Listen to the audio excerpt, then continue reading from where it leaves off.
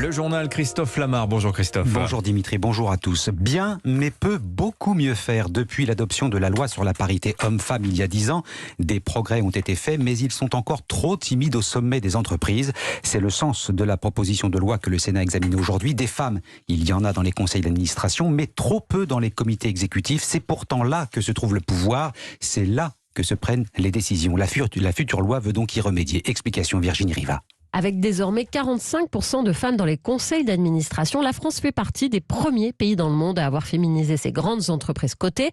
C'est grâce à la loi parité votée il y a 10 ans, mais la loi ne fixait en revanche aucun quota pour les comités de direction ou les comités exécutifs, vraies instances décisionnaires des entreprises. Elles ne sont donc que 27% à y être représentées.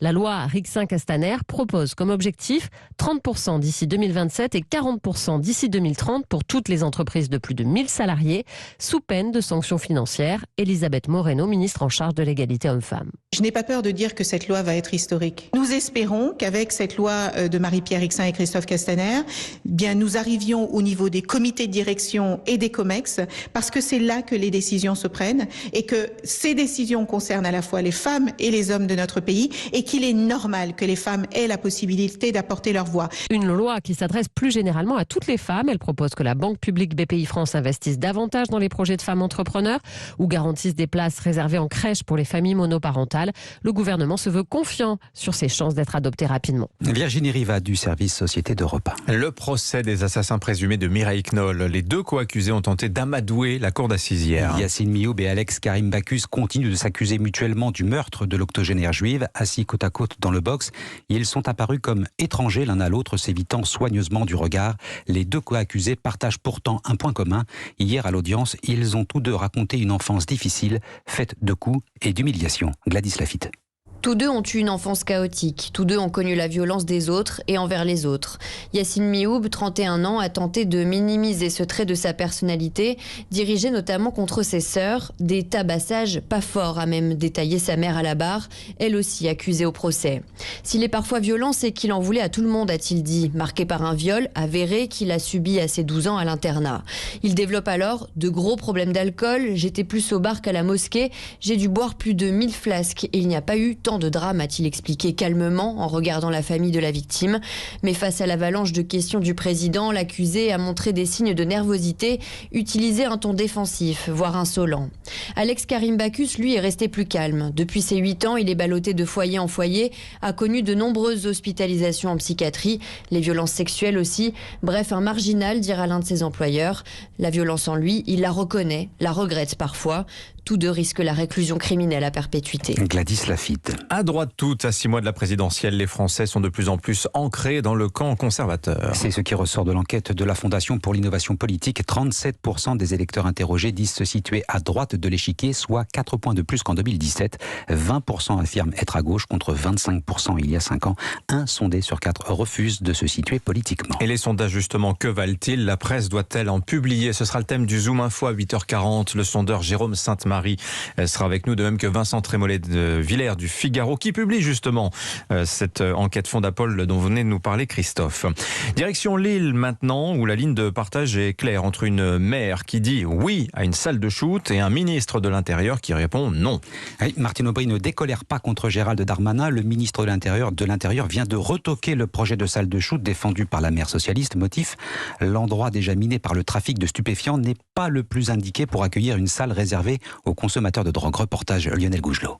Martine Aubry pensait avoir trouvé l'emplacement le plus pertinent pour sa salle de shoot, intégré à un centre d'addictologie du CHU, un endroit clos derrière un haut mur, des nuisances limitées, pas de file d'attente de toxicomanes sur la voie publique. Un projet qui avait obtenu le feu vert du ministère de la Santé et même de Jean Castex au printemps dernier. Mais Gérald Darmanin s'était aussitôt opposé à une telle expérimentation dans un quartier sensible, en proie au trafic de drogue justement. C'est donc lui finalement qui l'emporte dans l'arbitrage. Décision purement politicienne, dénonce Martine Aubry. Donc Monsieur Darmanin, sans doute en mission pour poursuivre la droite et l'extrême droite pour Monsieur le Président de la République. Quand je vois ses propos sur les immigrés, sur les réfugiés, etc. Et là, sur les toxicomanes, qui nous dit qu'il faut les combattre et non pas les accompagner. Moi, je suis pour les combattre. Je lui demande encore plus de policiers. Mais je suis aussi pour accompagner. Quand il y a une salle de consommation, eh bien, il y a moins de seringues par terre. Et il y a moins aussi de populations qui peuvent attraper le HIV, l'hépatite A ou des maladies. Reste qu'à ce stade, ce projet de salle de shoot semble bel et bien enterré, puisque les solutions alternatives proposées par le gouvernement sont situées sur des terrains non constructibles et pollués. Lille, Lionel Gougelot, Europe 1. En pleine crise sanitaire, l'enquête sur l'état de l'hôpital public a de quoi inquiéter. 20% des lits disponibles sur le papier sont en réalité fermés. C'est l'un des enseignements de l'enquête flash commandée par le président du conseil scientifique. Conséquence du manque de médecins, d'infirmières et d'aides-soignants, le ministre de la Santé reconnaît ce matin dans Libération que la situation est compliquée, mais je n'ai pas de solution miracle, dit-il, d'autant que les démissions et l'absentéisme progressent. Au Royaume-Uni, à présent, la Haute Cour de justice britannique se penche aujourd'hui sur le cas de Julian Assange. Le fondateur des Wikileaks est actuellement emprisonné en Grande-Bretagne. On rappelle que Julian Assange est poursuivi pour avoir publié des documents classifiés sur les activités militaires et diplomatiques américaines, des révélations qui pourraient l'envoyer en prison aux États-Unis pour 175 ans. Et c'est pour cette raison que les Américains réclament son extradition. Mais le journaliste n'y survivra pas, Anaïs Cordoba. Amaigri et très mal en point, voilà comment Stella Maurice a décrit l'état de Julian Assange, incarcéré depuis avril 2019 dans une prison londonienne. Devant un parterre de journalistes, sa compagne et avocate a aussi évoqué cette enquête publiée le mois dernier par Yahoo News. Elle démontre que la CIA, sous la direction de Mike Pompeo, a comploté pour kidnapper et assassiner Julian Assange. Des nouvelles révélations qui seront au cœur de la stratégie de défense du lanceur d'alerte. Ça peut changer la donne dans le cadre de cet appel. Ça démontre la véritable nature, les véritables origines et la criminalité des actions américaines contre Julian.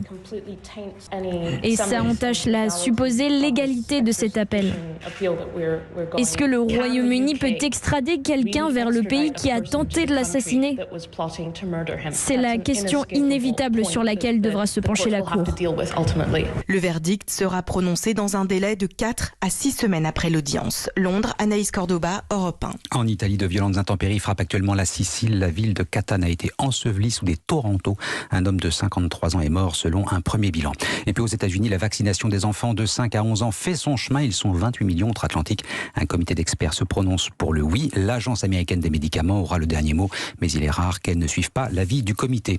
Enfin, les fans du film Dune, Dimitri, sont d'ores et déjà prêts à retenir leur place. Le film aux 220 millions de dollars de recettes et près de 3 millions d'entrées en France va connaître un deuxième épisode.